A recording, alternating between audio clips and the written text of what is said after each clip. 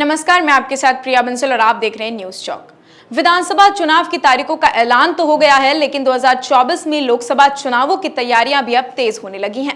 जहां लोकसभा चुनाव से पहले मोदी सरकार की 9 साल की उपलब्धियों का प्रचार करने के लिए केंद्र सरकार के अधिकारियों के देश भर में यात्रा निकालने के प्रस्ताव पर विपक्ष ने गहरा ऐतराज जताया है।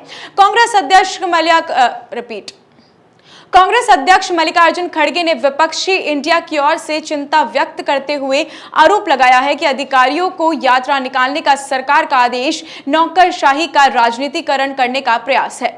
खड़गे ने अधिकारियों को रथ प्रभारी के रूप में तैनात कर यात्रा निकालने के सरकारी आदेश को वापस लेने की भी मांग की है।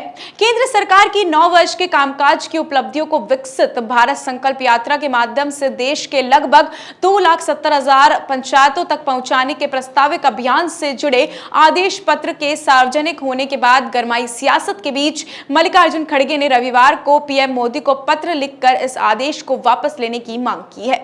18 अक्टूबर 2023 के कार्मिक विभाग के पत्र का हवाला देते हुए खड़गे ने कहा है कि संयुक्त सचिव, निर्देशक और उप सचिव जैसे उच्च रैंक पंक्तियों के लिए वरिष्ठ अधिकारियों को देश के सभी 765 जिलों में तैनात करने के आदेश इंडिया गठबंधन ही नहीं, सबके लिए चिंता की बात है।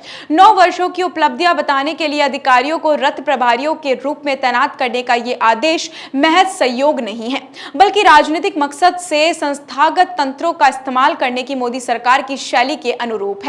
मगर यह आदेश सरकारी कर्मचारियों के राजनीतिक गतिविधियों में भाग नहीं लेने से सिविल सेवा आचार संहिता के खिलाफ है।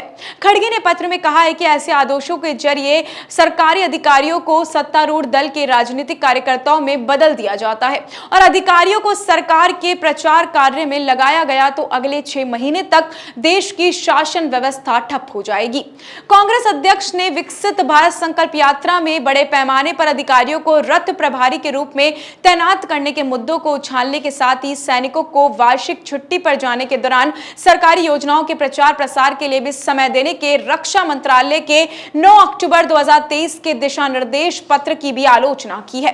खड़गे ने कहा है कि लोकतंत्र में यह अत्यंत महत्वपूर्ण है कि सशक्त बलों को राजनीति से बाहर रखा जाए। सैनिकों को सरकारी योजनाओं के प्रचार एजेंट बनने के लिए मजबूर करना सशक्त बलों के राजनीतिकरण की दिशा में एक खतरनाक कदम है। राजनीतिक उद्देश्यों के लिए उनकी छुट्टी का अपहरण नहीं किया जाना चाहिए। कांग्रेस अध्यक्ष ने आगे कहा है, पीएम से की और मांग भी की गई है कि सिविल सेवकों और सैनिकों दोनों को राजनीति से बाहर रखा जाए और विशेष रूप से चुनाव से पूर्व ऐसा करना बेहद जरूरी भी है। उन्होंने यह भी आरोप लगाया कि ईडी, इनकम टैक्स और सीबीआई जैसी एजेंसियां तो पहले से ही भाजपा के चुनाव विभागों के रूप में काम कर रहे हैं। अब सशक्त बल को भी काम में लेने का बहुत गलत फैसला है। ऐसी और भी तमाम अपडेट्स और जानकारी के लिए आप बने रहिए हमारे चैनल न्यूज चौक के साथ। इजाजत दीजिए, नमस्कार।